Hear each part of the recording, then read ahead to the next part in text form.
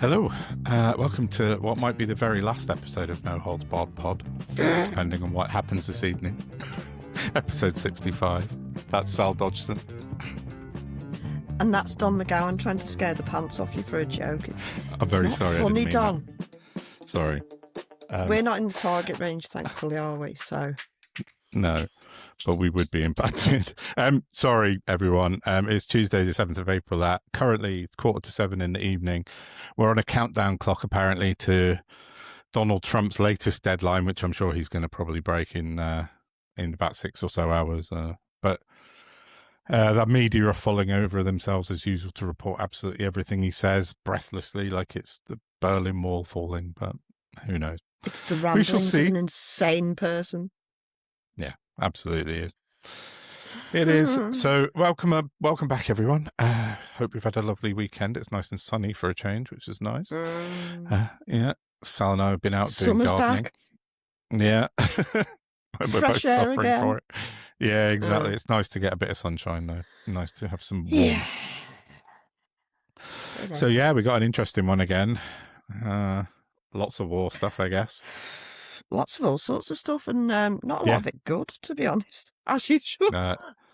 Yeah, I struggled to find anything light for this episode, unfortunately, although I do have some good news on the far right roundup, so that will be worth listening to. I'm so tired of it all. Yeah, this is cheery from our perspective. I know. The far Sorry, right I am undergoing like a fibro attack right now, so I'm struggling a bit to keep my pep up. Trying my best with, sarcasm and being glib and stuff like that. Yeah. But where should we start, Don? Yeah, where should we start? Also, don't forget to join us on Patreon. Patreon.com/NoHoldsBarredPod for early episodes, exclusive Fun weekly chats to Sal and I. Yeah, other bits and bobs coming along soon. Cool. Yes. Yeah, what do you want to start with then? Shall we go on with... Don't mind. Benefit changes. Let's get that out of the way because... Yeah, do that. Because it's grim, but it needs to be talked about. Yeah, the cuts that the Tories never did make, that Labour did, came into force today. Got stopped from making the changes to PIP that they wanted to make because they'd done no consultations whatsoever. And yet again, putting the economic strain of this country on the shoulders of the least capable, as they have done for the last 16 years. Yeah. Not Labour, admittedly, but on this occasion, this is Labour, so that's not the one I want. That's the good things they've done. Where's the one I want? Because, as you know, Dom, this week, I threw my hat in the ring and I'm officially a paper candidate for the local elections now for the Green Party. You are. Now, the chances of me winning are incredibly slim, and that's all fine. But it did give me cause to go and look at how much I'm allowed to earn atop my benefits to top them up. Yeah. Because councillors get an allowance. It's like, I think St Helens is just under 10 grand a year, something like that. Yeah. It's basically just a thank you for doing all the hard work you're doing, because councillors do a lot of work on the ground, grassroots. Definitely. That's it. And for me, it would have been great because, you can do it anytime you want. You can do it in bed. You don't have to be in an office or at a desk or, it's not. You get to build your own routine.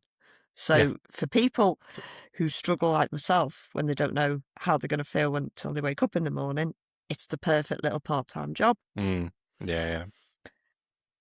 But these benefit cuts they've brought in reduces the allowance by half. Now, rounding things up, and we're talking about like a couple of quid here and there, not anything gargantuan. I'm basically allowed to go and earn, let's say, £105 a week before it starts affecting my universal credit allowance. And after that, they take I think it's 50% of every pound you earn until you hit the same as you're getting in universal credit, and then it wipes it out, kind of thing. Okay, I see. Does that make sense? Yeah, I think so. And I don't think that you're going to hit the tax rate with that. I mean, maybe you will slightly. I know it's complicated and it's a bit when I'm not going to be good at explaining numbers. But incremental kind of. Yeah. We all sort of know how tax works, don't we? You know, you might not owe it until the October, November, December. Yeah. But they stretch it out across the year, is basically what I'm trying to say. So, yeah. But if you became disabled today, you get a £50 weekly allowance. That's it. That's it. It doesn't matter whether you've got, like, multiple sclerosis and you're going to be in a wheelchair for the next 50 years. You get half of what people like me who were already on it get. What's the rationale also, the for Tories this? could nick all the money. Oh, yeah. Please go and ask Keir Starmer. Go and ask John It's McSweeney. really, really bad. Is it John McSweeney? Have I just made that name up? John Sweeney. Pat McFadden. I mean, don't I? Pat McFadden. John All the Sweeney's little baldy men get mixed up. Well, he's a little baldy man, to be fair to John. I think he'd agree with that. But there's true. There's a lot of people who look very similar. Yeah, they do. So they're doing that. Where's the Equalities Act? Yeah. No, that's how's that going to help? Bullshit. How's that going to encourage people to get into politics? They don't want poor people getting into politics, which is why, it just helps unfortunately them. But that's just one. And obviously there've been cuts to Motability as well. They're forecasting will cost people with a Motability car an extra £400 a year, plus the extra cost of the petrol that's going up. All on the backs of the most vulnerable people. They've reduced the amount of mileage you can do by 10,000 miles. So if you've got a handicapped child and you want to take the family away, but you need the vehicle for all the equipment, and say you go Eurocamp or you go to somewhere to get away, somewhere handy on a ferry or whatever, and you go in your own vehicle, you've now got to be careful that you're not then going to fall short of mileage that you need for appointments and therapies and existing with a handicapped child. These are a handful of hundreds of examples that exist out there. It's despicable. We're in the sixth wealthiest laundromat for the 1% on the planet. And somehow this has passed and it's all fine with everybody. I don't understand I don't understand the kind of the thought process behind it. If, as you say, it just discourages people from trying, like, on at lower level. Like if someone wants this part-time job or a small job, like you said, that you can fit around your abilities and your kind of general sort of, if you're not feeling too good, but it's just going to make people go, well, no, fuck it, I'm not even going to bother trying, isn't it? And it's just not worth the hassle. The best will in the world, it's not even I mean, while it is entirely about the money, it's a case of like people in my circumstance with like long-term and chronic illness often have this, like, our motors have been removed and we have to manually start ourselves up, and it is part and parcel of the exhaustion that exists around. You used to be a useful human being and now you're just not. You just go there and stay there and be quiet. Shut up. Yeah. And that's it. That's pushing more people into that position now, then, isn't it? As well, I'd say it will increase deaths of despair because Yeah, exactly. It's despair. You're telling disabled people they're just not worth keeping alive and having a life. And I will again reiterate that we get the lowest disability benefits in the developed world. I know, along with the lowest pension in the developed world. And when they speak about welfare benefits, now the benefit bill's too big, it's roughly the same as other countries. Sort of, what we suffer from, what we have. Relatively, yeah. We just get paid a lot less relative to the state of our economy. And it kills people. And nobody cares. It's fine. Yeah, it's not good enough, is it? It's not good enough. No, it's not. It's disgusting. And that's the government that's taken over from the Tories, and they've just basically carried on and made things worse. Oh, they've exacerbated. They've done worse than the Tories did. Yeah. And the Tories were happy just to preside over us being knocked back all the time. Now people are getting knocked back and they're not getting this on the same day that they have actually improved worker protection. Well, yeah, true. I know it's been a weird. I haven't had a chance to go through all the benefit changes, but this one's a real negative, horrendous sort of retrograde step, isn't it? It's just. Yeah, But I'll it do seems the like. Go on. I've got the workers' rights bill bits, but I'll do that separately because I want to Yeah, keep fine. them separate. Yeah, Because this is just despicable. There's so many things Labour are doing that I genuinely cannot countenance how people are so loyal to them. Yeah. Oh, sorry, they're being nice to the middle classes. My mistake. Yeah. Well, do you know what? You don't know how far away from a stroke or a massive coronary, so wise up. Very true. Just Very saying. true.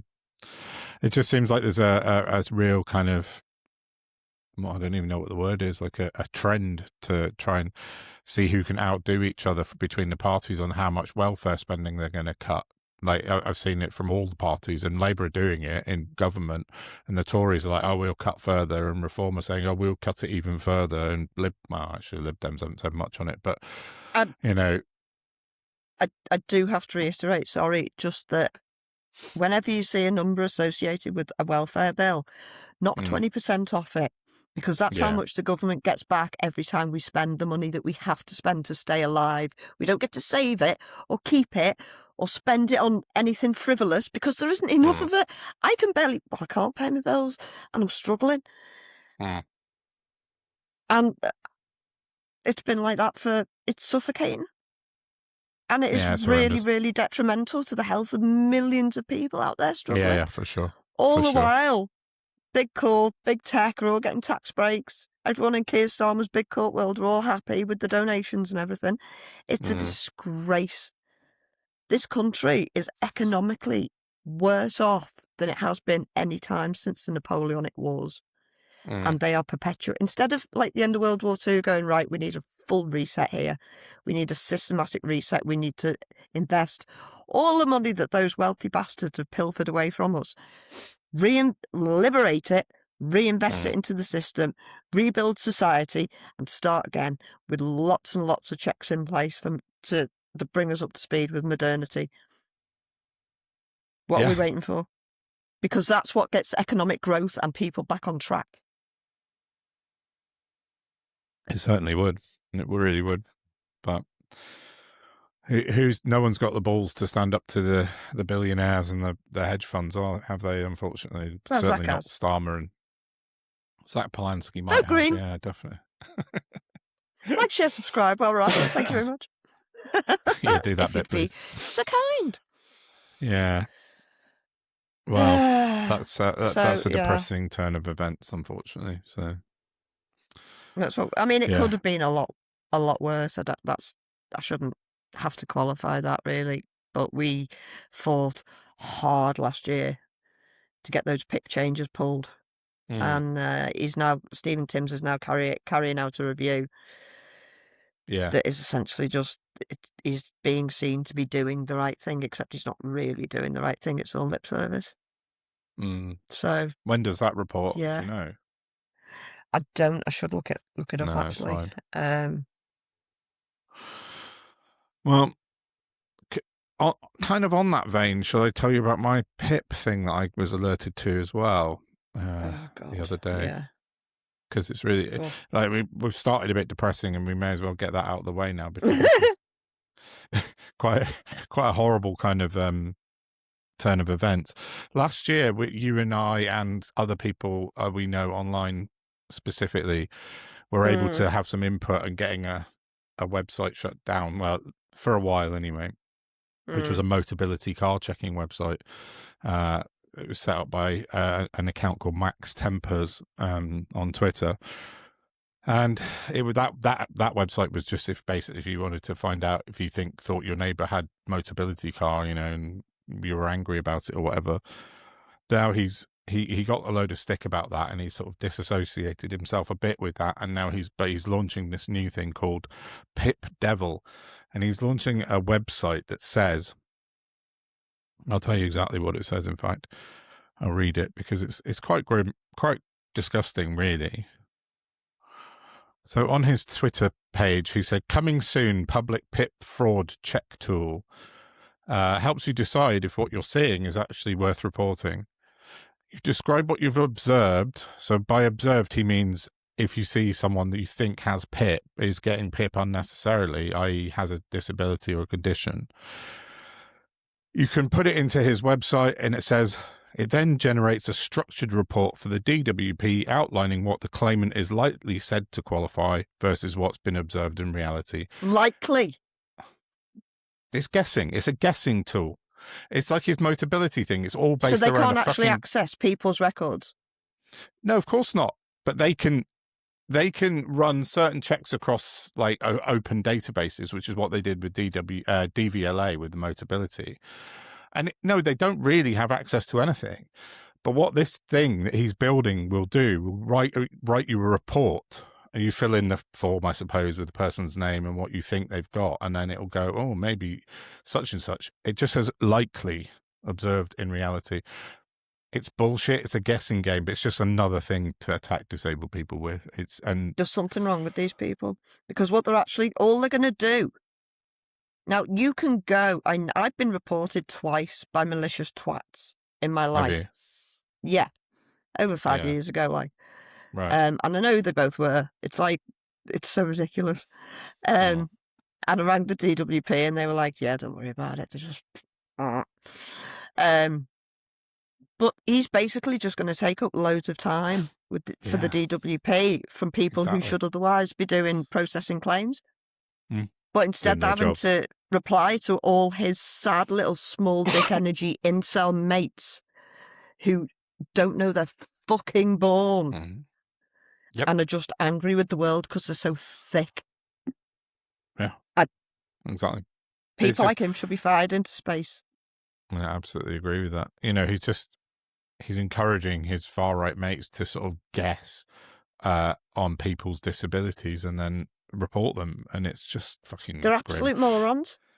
So if any of our listeners or viewers are watching that was involved last time, or if you know of anyone who's an ethical hacker or, you know, along those sorts of lines, drop us an email or a DM.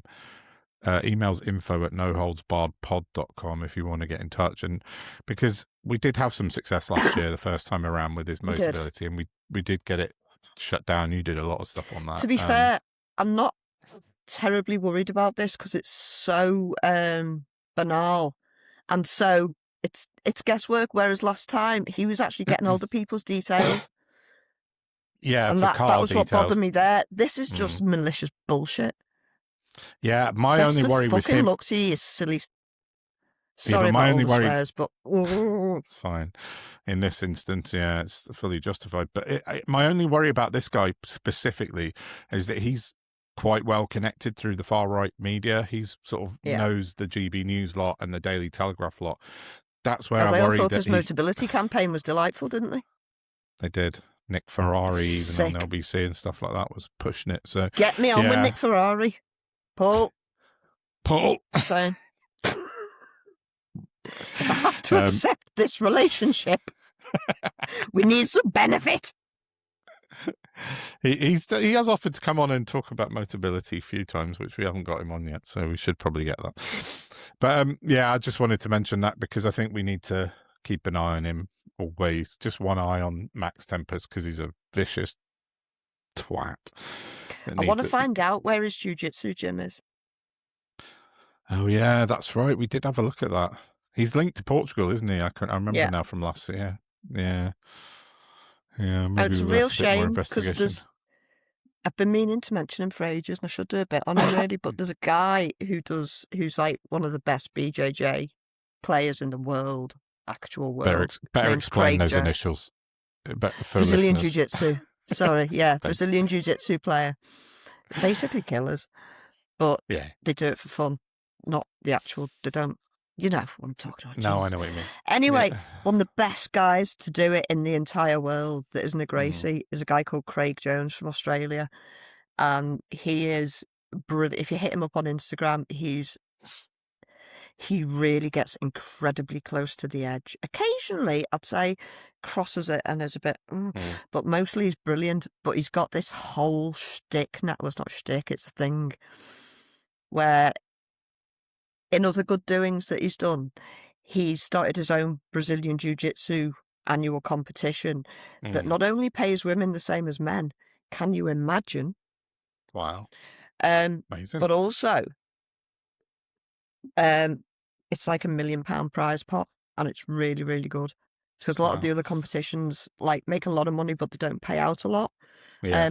So yeah, he's basically created this brilliant competition, which pays out very well. Yeah. But he's also started going after predators, because Brazilian Jiu-Jitsu is basically like folding clothes with people in them. It's been described as, or human. It's human chess. Right. Is essentially what it is, and you get in very close proximity and in some very odd positions, as you know, because you're trying to beat the other person. Yeah. So there's a lot of. It's probably the best sport if you want to be a dirty toucher-upper. Do you know what I mean? Yeah. And you do get men that do that, and he goes after them.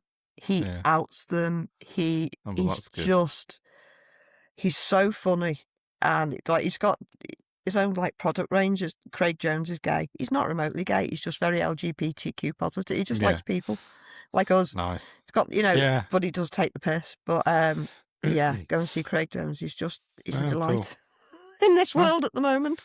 Sounds good. Yeah, need a bit of positivity. I don't know how we started talking about him. Sorry. I don't know. We were talking about Max Tempers and then ended up in Brazilian Jiu-Jitsu. Jiu-Jitsu, but he'd hate someone like him. That was where I was going with that. Yeah. Okay. And it's a small, small world. Oh yeah, that's right. Because he's related in that world. Yes, he is. Oh, it's a really put it this way. He's part of a big dojo type, a big group, isn't he? A global group, Max Tempers, if I remember. I don't know. If you can find out what it is. I mean, don't get me wrong. We did have it right. I'm not doing live fact checking myself. I do have that, I think, from last time. I will look at it later. But the MMA is very attractive to people on the right, but in a very what's the word? In a very casual kind of way. Do you know what I mean? They're not serious people anyway, are they? So they don't seriously get into anything. So they don't really know what they're talking about. But that's why the White House UFC thing is. Oh yeah, of course. God, yeah, that's crazy. Yeah, I'm not going to share my thoughts on that. No. What? Yet. Yeah. What else should we talk about now? You talk about the far right. So let me just mention my far right roundup of the week, because last week we brought the news that Ryan Bridge had been nicked and put in prison for aggravated racial and religious hatred. Nice. This week, Danny Tomo has been nicked for trespass, and he kept trying to go into an immigrant centre in Dover. And hang on a minute, what? Danny Tomo? Sorry, when you said Danny Tomo, I was assuming you were going straight to Ryan Ferguson. Danny Tomo as well? No, I haven't even got Ryan Ferguson. No, Danny Tomo was nicked about 3 days ago, I think at the weekend, trespassing in an immigrant centre in Dover, in in Dover, I think. He needs sectioning him. Yeah, he basically said that he'd lost his dog, and that's why he climbed into this compound. But the police were having none of it. What's she look like? What's she wearing? Sorry. Yeah, the police weren't having it either. But so yeah, Danny Tomo's been arrested for that, and today, he needs to be sent to prevent. He does. I agree with that. Today, Joey Barton has been further remanded in custody until his trial in September. So all in all, it's been quite a good week. Pleading not guilty. I know. Yeah, I saw that. With his record. He pleaded not guilty for beating the shit out of a man with a golf club with multiple witnesses around him. I thought it was baseball bat. Was it a baseball bat? I mean, you're at a golf club. Yeah, that was it. That's where my confusion was. But all in all, a pretty bad week for the far right dickhead. So that's quite nice to nice to hear. Pleading not guilty, though. I know. It's beyond. You're trying that one again. Didn't work for you the last time. No, and he's been remanded in custody, so they obviously don't believe a fucking word he said either. So he's like, yeah, no chance, son, you're staying here. I don't know how he got away with those videos he did. Mm. with all the Which one, intent in sorry? the world and a soundtrack. Which one? Oh, the one saying that the one where he was talking about that May the 16th, but he was talking about like the whole weekend that they're gonna take over London. Oh, yeah. And basically threatening violence without threatening violence, but like talking to greater teeth with a soundtrack for extra drama over the top. In front of a boiler, his kitchen Such boiler. a bell. Yeah, I know. I don't know what it is with Danny, Tomo, and Kitchens, because there was him and Ryan Bridge when they were together doing their Invade Calais Maybe he's thing. invested. Well, they stood with their hard pose with their arms crossed in a kitchen showroom for that, and then this video that he recorded last week, he stood in front of a boiler in his kitchen at home. Yeah, he's got a thing for kitchens. Maybe it's the only clean room in his house. Yeah, perhaps. Not saying anything. So yeah, good week for anti-fascism, or in that respect anyway. Not so much when it gets onto Reform UK in a bit. So what next? I've got a lot of stuff on the war to do, and Reform. Should we save that? For the follow-on ep? Because I've got a bit that will tie into that. But I wanted to talk a little bit about the doctor strikes that are going on. Yeah, let's do that and finish up with that. Still, for like 5 years now, they've been fighting to have their pay restored. At least.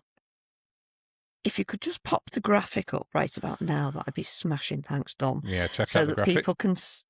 people can see exactly what doctors are fighting for and against. Because why would anybody be happy with the pay being cut when nobody else's is? No, it's mad. Not that anybody should be cut, but for Wes Streeting to then go out there and try and defend his inaction. What is that? How dare you?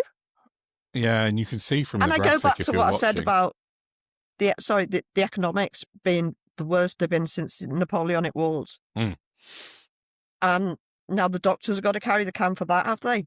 Yeah. So doctors and the disabled people and asylum seekers, sick people, old people, the most marginalised. Yeah. Yeah, you who can all see tie from in that together, incidentally. Yeah, they do. That graphic, because Wes Streeting has been gaslighting the nation by saying, "Oh, we've given doctors a 30% pay rise restoration," and that's what the doctors are asking for, is a restoration rather than a rise, isn't it? They're not asking for an immediate put us back up there. They're happy to take it over time, but they want to get back there, as they rightly should. Mm-hmm. They save lives. They're the people who get people back into work. You imbeciles. And the junior doctors who it's affecting most are the ones that work really, really fucking hard in hospitals. They're the ones that are working 70-hour shifts, 70-hour weeks in hospitals, saving lives and dealing with patients in 4 a.m. and stuff. That's not the consultants. They've gone past that point in their career. So yeah, the junior doctors are getting shafted left, right, and centre, from all the way back from Jeremy Hunt up to fucking Wes Streeting now, and I fully support their action to strike. Because I'm just looking for the tweet I put out earlier. Wasn't that one? Because somebody whose name escapes me. Tice, wasn't it? Of course it was. He put out a tweet because he's a snarky little shit. He put out a tweet today saying NHS staff took 28 million sick days, including 8 million for mental health in 2025. He didn't mention that the NHS are the biggest employer in the country, so I will. Very true. Keen to hear from other businesses whose staff take average 19 days sickness a year, including 5 days mental health issues per annum. So I just responded to Richard, as I like to. Said, fun fact, when you're overworked hard just to pay bills and nothing else in a degraded and poorly funded, understaffed system around sick people all day, do you think that makes people healthier or sicker? Yeah, I know. It's absolutely mental. And then we then had Jeremy Kyle looking at the doctors' strikes and accusing all the people with melanin in their skin of being immigrants who only came here to qualify as doctors. because that that's who was Jeremy Kyle is, an absolute so- subhuman piece of crap. racist arsehole. Yeah, I couldn't believe that when I saw that. You put it out earlier on Talk TV / Talk YouTube, whatever it is nowadays. And the camera zoomed in on these two British Asian doctors, and then he made that comment about, what did he say? The youngsters coming over here to work as doctors, like the two British guys on strike. It's like, I can't quite get my head around how racist that actually is. I mean, and on these people should be in prison. mainstream. Jeremy Kyle shouldn't he? Anyway, but he's a raging sociopath. They all are. We've got to stop paying. Yeah, you have to be a raging sociopath to be in that position, though, don't you? Like, I saw Beverly Turner going on a massive fucking rant about how Kanye West shouldn't have been banned, and then you got Patrick Christie's who's race baiting left, right, and centre. Yeah, anyone on these GB News Talk TV that's your, interview, I guess, is like, how much hatred can you generate? Yeah, I don't know how they sleep at night. No, I don't. But you and I couldn't do it, as we've talked about a million times.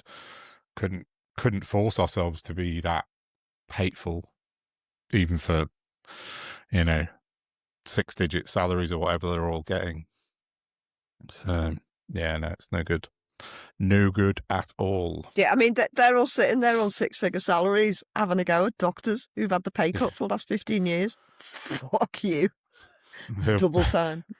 Who are saving people's lives in the middle of the night for the same price, same wage you get down Aldi working in the supermarket. Yeah. Which is nothing wrong with that, clearly, but it's just, they deserve... They make more in Costa. Yes, exactly. They deserve a bit more money, without a doubt. There's £7 difference between the minimum wage and what they pay doctors. Yeah, that's the thing. It's because £7. They're doing back-to-backs. They're doing nights after nights after nights for, days without days off. And then you break it down into an hourly salary, and it's literally like £7 an hour or something crazy it works out as. And they're doing such important work. So, yeah. Up the doctors. Pay them more money. So, okay, let me ask you a question. Oh, yeah. What mad thing do you think might be more integral to this Epstein war that you'd never considered before? Interesting. I don't know. Because that's what we'll be talking about on the next episode. Okay. And it's mad. Well, come back and have a listen to that in a minute. If you can guess, listeners, I'll give you a prize. Okay. Not really. We can't afford prizes on this podcast. I can knock something up, I'm sure. Yeah, anyway. No, Sal's good at crafting. Yeah, okay, cool. Yeah. So. Speaking of racism, shall we finish off on a little announcement on the off chance there's anyone from my locale listening? Oh, yeah. We're having a little, it's not a demonstration, we're having a little stall in Church Square in St Helens this Saturday between 12 and 2 for Stand Up to Racism and Women Against the Far Right. And we will be having a regional coordinator from Women On Against the Far Right later on in the week. We're going to interview Nina Doran about what it's all about. Definitely. So, yeah. Cool. Stand up to racism because it's stupid. Yeah, I think that's a perfect message to end this episode on. So thank you very much for listening, and we'll be back soon with our next episode. Take care, everyone. Bye. Bye.